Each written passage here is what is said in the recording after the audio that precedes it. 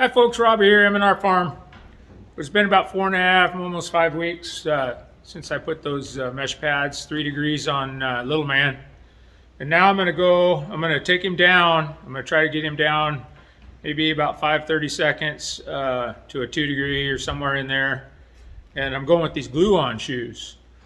And so what I did is I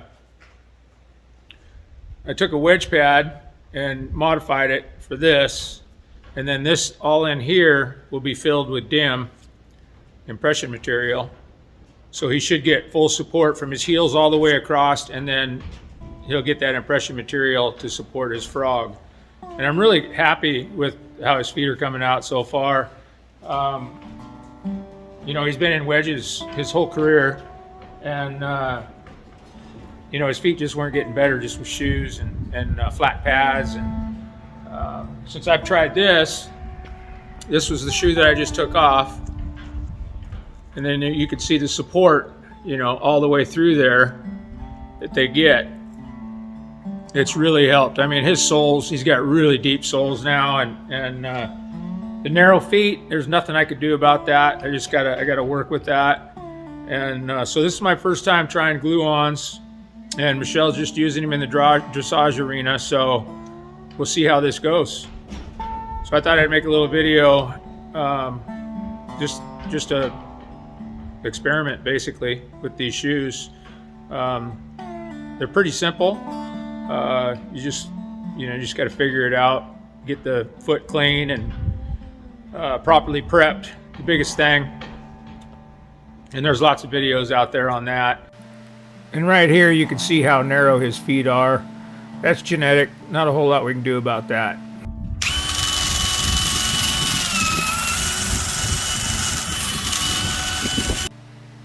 You can use a rasp to clean up the dorsal wall of the hoof. I think that buffing wheel works a lot better. It's a lot quicker, and it seems to do a lot cleaner job.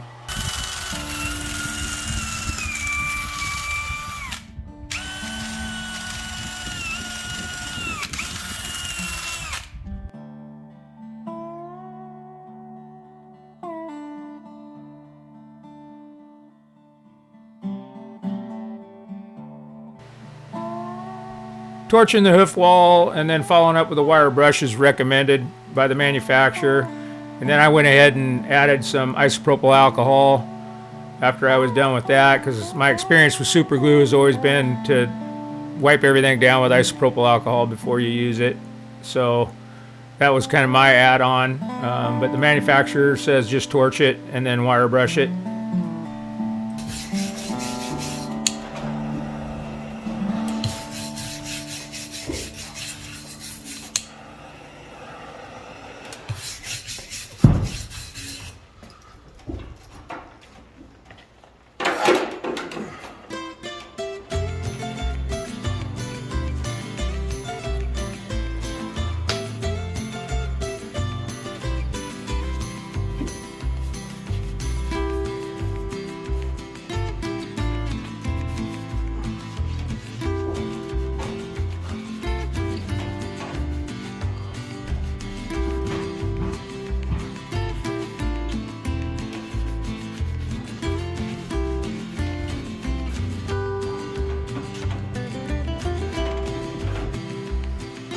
Now just cleaning and prepping the bottom of the foot for the impression material and the shoe.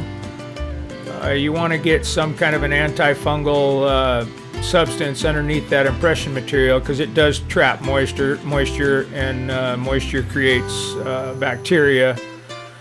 So this will mitigate that, and basically it's just a copper sulfate mixture, and then I sprinkle some more copper sulfate on top of that. Put the DIM on. Put the shoe on, and then we'll set the shoe for a while to let that DIM spread out to where it needs to go.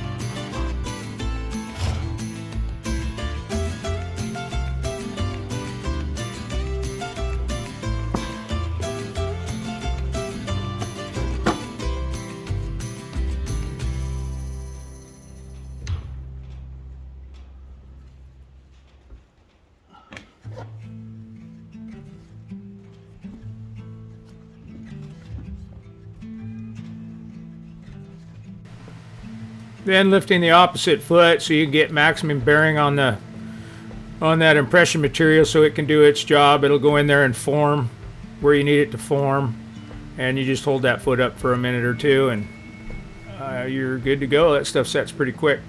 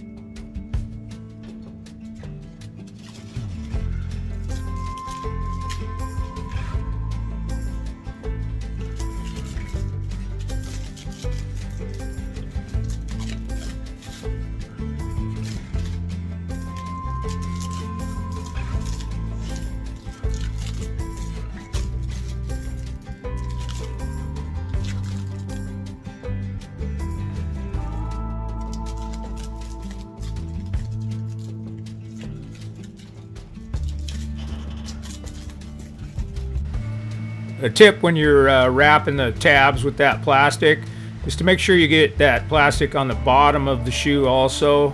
If any of that glue drips down under the bottom of the shoe and you set that shoe down on the floor, it has the potential of popping those tabs off. So just make sure you get that plastic under that shoe so it doesn't do that. Then pull your plastic off and bevel your heels and you're good to go. That's all there is to it. It's actually pretty a simple procedure. I think personally, nailing steel on is way quicker for me anyway. Of course, this is the first time I did it, so if I continue to use these, I'm sure I'll get faster.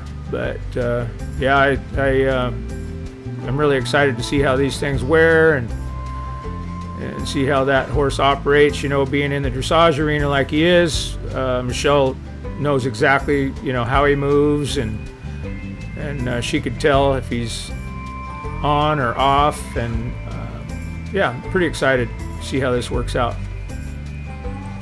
Before I started this journey, I had a powwow with my vet and explained to him what I wanted to do with this horse, and he was completely on board. And he actually recommended these glue-on shoes for this horse. So yeah, that's after 2 cycles already, we've gained a lot. We've really got his ankles looking good, and I'm hoping maybe next time in 4 or 5 weeks I'll pull these shoes and check his angles again, and maybe I can get him down to flat and then just maintain that angle. That's the goal with this horse. So we'll just keep moving on and see how it goes.